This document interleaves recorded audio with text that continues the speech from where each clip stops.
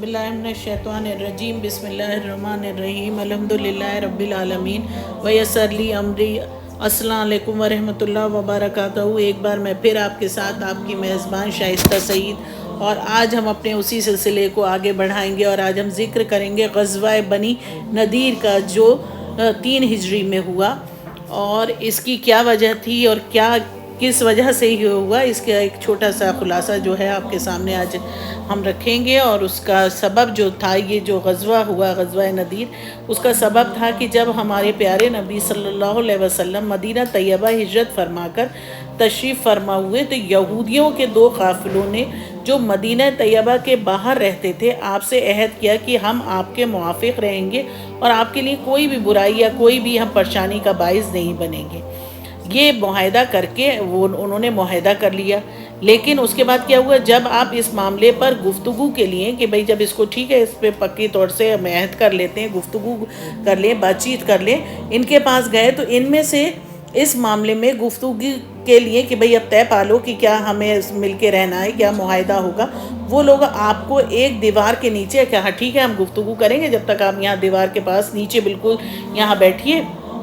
बैठाकर कि आपको यहाँ बैठा दिया है कि आप यहाँ बैठिए। और आपको बैठा के उन्होंने एक कॉन्स्पिरेसी उनके जो दिल में दिमाग में कर रखी थी उन्होंने, कि दीवार के नीचे आपको बैठाकर मशवरा करने लगे कि, और दिमाग में लोगों ने जो तय कर रखा था वो ये था कि दीवार से एक पत्थर हम ऊपर से लुढ़काएंगे या फेंकेंगे और इस तरह से हम आपको कत्ल कर देंगे। तो आप जब पहुँचे तो उनको दीवार के साए से लगाकर बैठा दिया कि आप यहाँ बैठिए, हमसे बात करिए। और कुछ लोग इस काम में लग गए कि ऊपर से एक पत्थर को ढकेलें जिससे आप सल्लल्लाहु अलैहि वसल्लम की जो है आप उसमें नाउज़ुबिल्लाह आपको वो तकलीफ़ दें, आपको कत्ल करने की जो उनकी मंशा है वो पूरी हो जाए। लेकिन अल्लाह ताला ने क्या हुआ कि आपको इत्तिला कर दी, आप उठकर मदीने तशरीफ़ ले गए। आपने कहलवा भेजा कि तुम अपने अहद को तुमने तोड़ा है, या तो 10 दिन के अंदर निकल जाओ वरना लड़ाई होगी। वो लड़ाई के लिए तैयार हुए और आप इन पर लश्कर ले आए और इनके हल्का को घेर लिया, जहाँ ये लोग रहते थे उसको चारों तरफ से आपने घेर लिया। आखिर वो तंग होकर निकल जाने पर राज़ी हो गए। मतलब एक उन्होंने साजिश करी थी कि किस तरह से हम आपको मशवरे के लिए बुला रहे हैं और बातचीत करेंगे, उसी में हम आपको कत्ल कर देंगे। लेकिन अल्लाह ने वक्त पर वही की और अल्लाह ने आपको बचा लिया। और उसके बाद अल्लाह के रसूल सल्लल्लाहु अलैहि वसल्लम ने उन्हें टाइम दिया कि या तो तुम सरेंडर करो या तो फिर हम चढ़ाई करेंगे। तो उन्होंने सरेंडर कर दिया और कहा कि हम यहाँ से चले जाएंगे। और सूरह हश्र में यही क़िस्सा, इसमें से चंद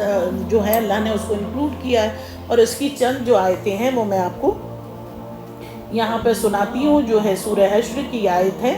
आयत जो है ये 128 आयत है, जिसमें अल्लाह पाक फरमाता है बिस्मिल्लाहिर्रहमानिर्रहीम सबी अल्लाह मा फिस समावाति व मा फिल अर्द व हुवल अज़ीज़ुल हकीम हुवल्लज़ी अख़रजल लज़ीना कफ़ारू मिन अहलिल किताब मिन दियारिहिम लिअव्वलिल हश्र मा ज़ननतुम अन यख़रुजू व ज़न्नु अन्नहुम मानिअहुम हुसूनहुम मिनल्लाहि फ़अतूहुमुल्लाहु मिन हैसु लम यहसबू व क़ज़फ़ा फ़ी क़ुलूबिहिम रुबा युख़रिबूना बुयूतहुम बिअयदीहिम व अयदील मुमिनीना फ़अतबिरू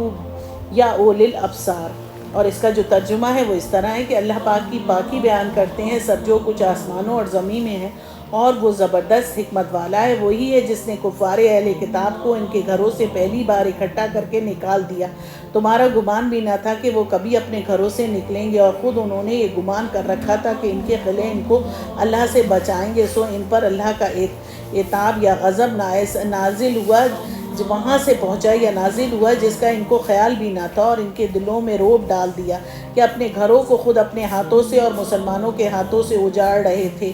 सिवाय अक्लमंद इस हालत को देखकर इबरत हासिल कर रहे थे, मतलब इन्होंने इबरत हासिल करी। फिर आगे चलकर अल्लाह ताला फरमाता है ज़ालिका बिअन्नहुम शक़्क़ुल्लाह व रसूलहु मन यशक़्क़िल्लाह फ़इन्नल्लाह शदीदुल इक़ाब।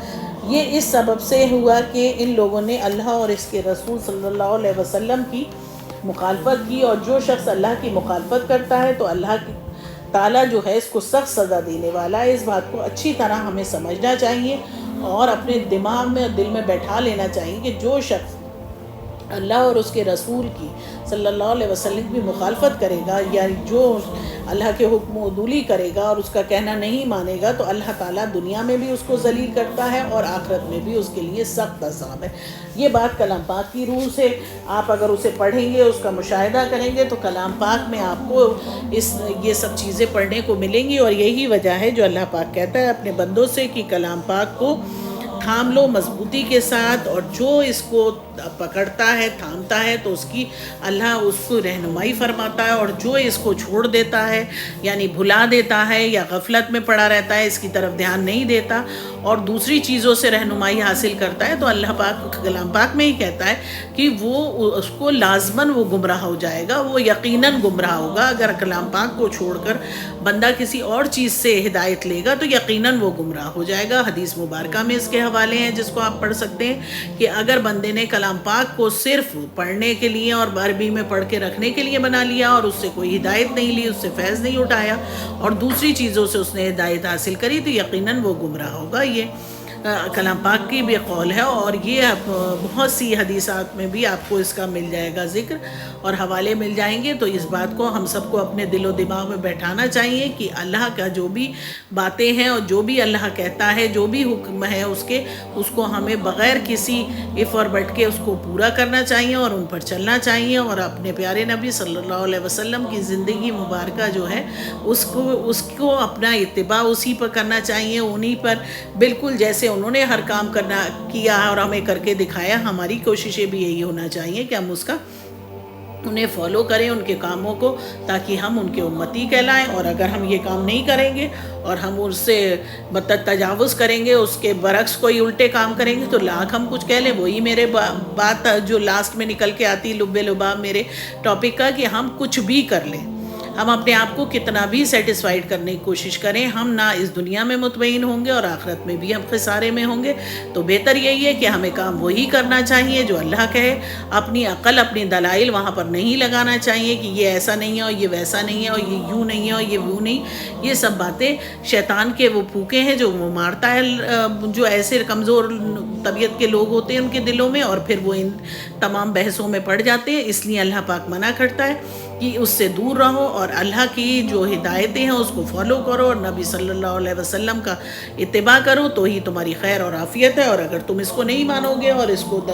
درگزر کرو گے اور اس سے پست پش ڈال کے اپنی زندگی جیو گے، تو یقیناً تم اس دنیا میں بھی خسارے میں اور آخرت میں بھی خسارے میں ہو۔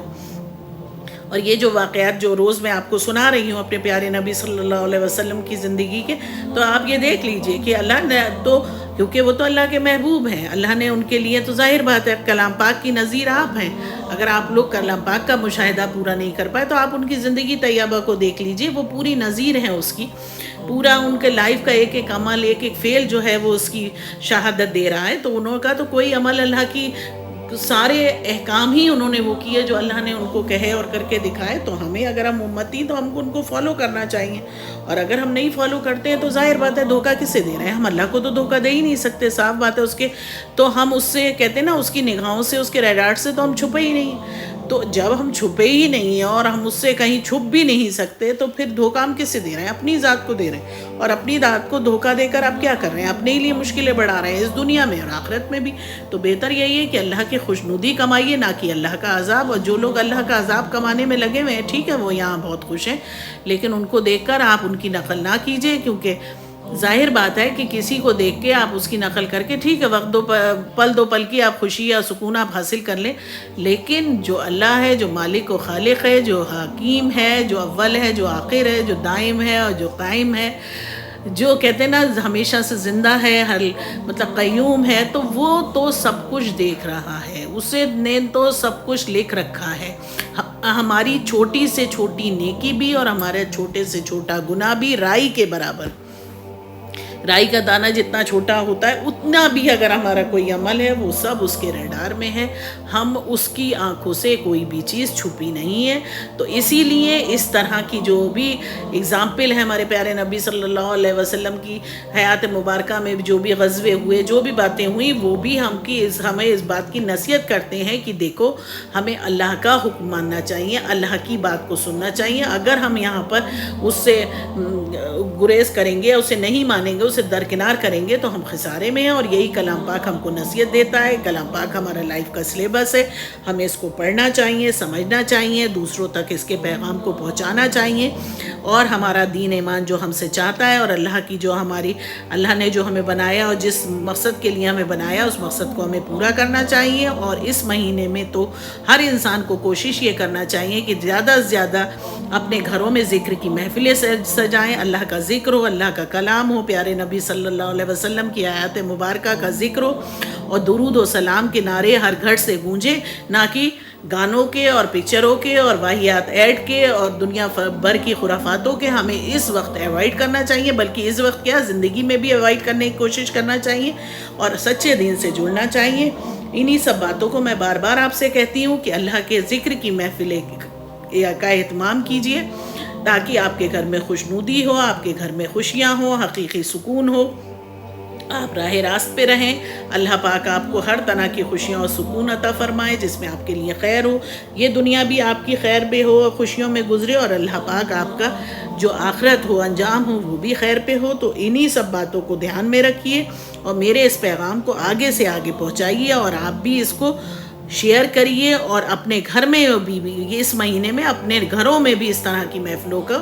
آپ ذکر کریے، اور اپنے بچوں کو سب کو ساتھ میں جوڑیے. یہی میری آپ سے سب سے ریکویسٹ ہے کہ میری کوشش کو جو ہے اس کو آپ بھی اس کے ایک حصہ بنیے، اور اللہ پاک ہم سب کو ہماری اس چھوٹی سی کوشش کو قبول فرمائے،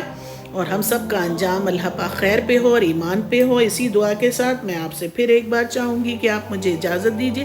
انشاءاللہ میں نیکسٹ ٹاپک میں نیکسٹ مضمون میں ایک نئے سلسلے کو اسی کو آگے بڑھاتے ہوئے آپ کے ساتھ جڑوں گی، اور تب تک کے لیے میں آپ سے یہی کہوں گی کہ آپ اس بات کو جہاں تک ہو اسے شیئر کریں اور مجھے اجازت دیں. آپ کی میزبان شائستہ سعید. اللہ